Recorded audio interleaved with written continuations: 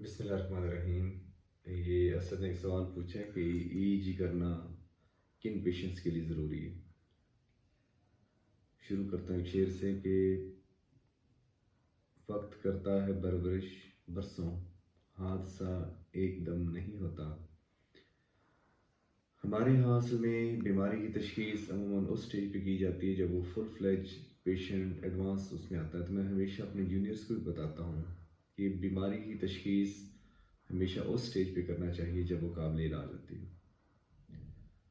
اور ایپیلیپسی کی بھی بہت ساری ایسی قسمیں ہیں۔ ہم اصل میں کامنلی مرگی اس کو کہتے ہیں جس میں جسم کے اندر شدید قسم کے جھٹکے محسوس ہوتے ہیں، مریض بے ہوش ہو جائے، اس کی زبان کٹ جائے یا پیشاب پخانہ نکل جائے تو اس کو اکثر لوگ ایپیلیپسی یا مرگی سمجھتے ہیں۔ لیکن مرگی کی اور بھی بہت ساری وجوہات ہیں۔ بچوں میں ہلکا پھلکا بخار ہونے سے بھی جھٹکے لگنے لگ جاتے ہیں۔ اسی طرح بڑوں کے اندر کئی دفعہ کچھ وارننگ سائنز ہوتے ہیں جس کی وجہ سے بعد میں مرگی کے جھٹکے لگتے ہیں، اور کچھ مرگی کی قسمیں ایسے ہیں جس میں وارننگ سائنز نہیں ہوتے۔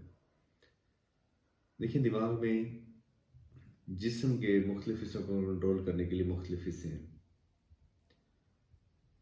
تو دماغ کو ہم بیسکلی 4 حصوں میں ڈیوائڈ کرتے ہیں۔ تو جو سامنے والا دماغ کا حصہ ہے جس کو ہم فرنٹل لوب کہتے ہیں، وہ جسم کی حرکت کو کنٹرول کرتے ہیں۔ تو اس کے اگر اندر ارتعاش ہوگا، ایپیلیپسی اس کی وجہ سے ہوگی، تو اس میں ہمیشہ جسم کے پٹھوں کے اندر جرکی موومنٹس ہوں گی۔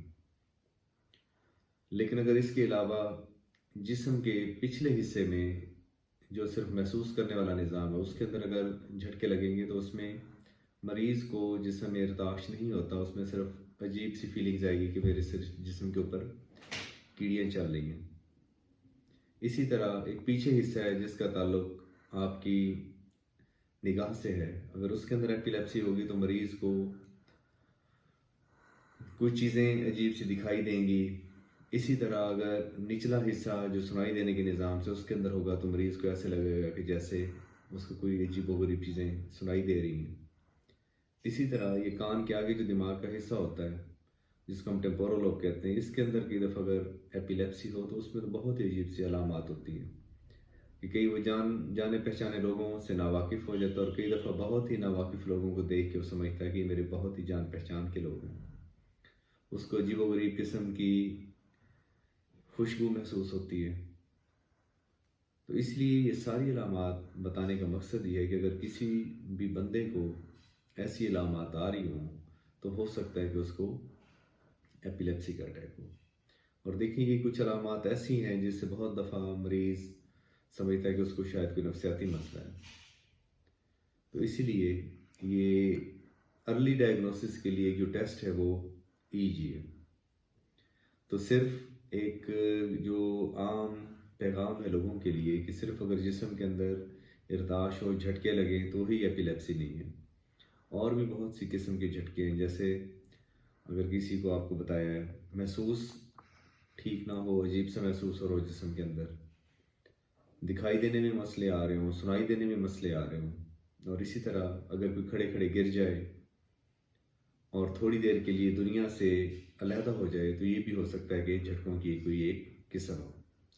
اور ایک تو اور بہت ہی اسپیسیفک قسم ہے، اس میں مریض کیا ہوتا ہے بیٹھا بیٹھا اونچا اونچا ہنسنے لگ جاتا ہے اور اس کے بعد وہ خاموش ہو جاتا ہے۔ تو اس کے لیے جو ایک ارلی ٹیسٹ ہے، جیسے اکثر لوگ اس کو دل کی جیسے ECG ہوتی ہے ایسے ہی دماغ کا یہ EEG ٹیسٹ ہے، جس سے دماغ کے مختلف حصوں کے اندر یہ جو عجیب و غریب لہریں چلتی ہیں ان کا آپ کو اندازہ ہو سکتا ہے۔ میں مریضوں کو بھی اور اکثر اسٹوڈنٹس کو بھی سمجھاتا ہوں کہ دماغ جسم کے چند ایک ان اعضاء میں سے ہیں جن کو ہم ڈائریکٹلی نہیں دیکھ سکتے۔ آنکھیں ہمارا جسم کچھ دفعہ دماغ کی بیماریوں کا پتہ دیتی ہیں، لیکن کچھ بیماریاں ایسے ہیں جیسے یہ مرگی ہے، اس کی تشخیص کے لیے CT، MRI اور EEG یہ ایسے ٹیسٹ ہیں جو جلدی تشخیص میں مدد دیتے ہیں اور مریض کے علاج کے لیے بھی ضروری ہیں۔ وما علینا الا البلاغ۔